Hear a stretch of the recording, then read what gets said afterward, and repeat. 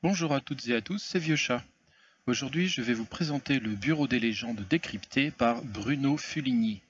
Il s'agit d'un livre documentaire sur les services de renseignement français. Contrairement à ce que son titre indique, l'ouvrage aborde assez peu l'analyse de la série Le Bureau des légendes. Il se concentre surtout sur l'aspect historique des services de renseignement en général et les Français en particulier. Le Bureau des légendes est une série où l'on suit la vie de plusieurs espions qui se doivent d'avoir une vie fictive, leur permettant de garder une couverture à l'étranger pendant un temps assez long. Le Bureau des légendes est donc l'endroit où sont créés de toutes pièces les éléments qui rendront ces couvertures crédibles. Et ces éléments se doivent d'être les plus précis possibles. Si l'agent sous couverture fait mention d'amis d'enfance, il faut que les services de contre-espionnage du pays où il habite puissent appeler les amis en question. La série fait donc la part belle aux difficultés psychologiques d'un tel métier. On y trouvera peu d'action, mais quand il y en a, elle est intense. Non par sa violence même, mais plutôt par son réalisme et les implications d'un échec. Le livre parle peu de tout cela. Ce qu'il aborde, ce sont certaines techniques utilisées par les services de renseignement.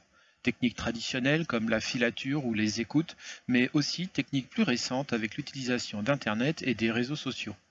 Le livre est abondamment illustré par des photos tirées de la série, mais aussi par des documents d'époque fournis par la DGSE elle-même. On trouvera par exemple l'aide-mémoire du clandestin avec toutes les questions auxquelles il doit être capable de répondre sans réfléchir, et la liste est assez longue. Le chapitre sur la sonorisation est l'occasion d'en apprendre un peu plus sur les moyens parfois impressionnants mis en œuvre par un pays pour surveiller ses alliés.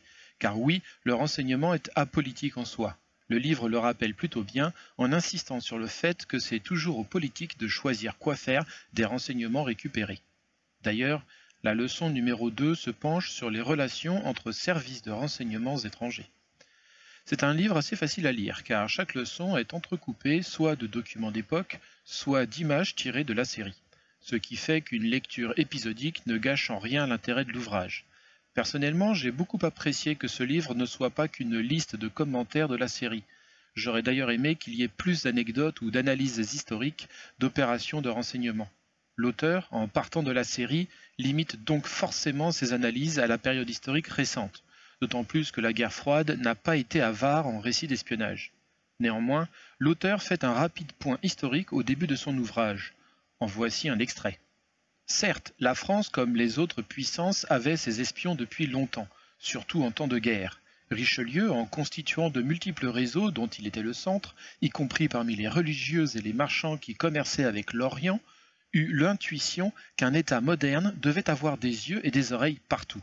Sous Louis XV, le comte de Broglie innova en créant un véritable service de renseignement et d'action clandestine, disposant de bureaux et d'une véritable mémoire, le secret du roi, dont nous ne saurions pas grand-chose sans la défection du chevalier Déon, lequel multiplia les écrits intempestifs sur ses missions en Russie et en Angleterre. La Révolution et l'Empire ne rompirent pas avec ces techniques souterraines, de sorte que le renseignement français acquit avec une certaine technicité ses caractéristiques propres. Un renseignement intérieur assuré par des policiers, un renseignement extérieur mêlant militaires et civils.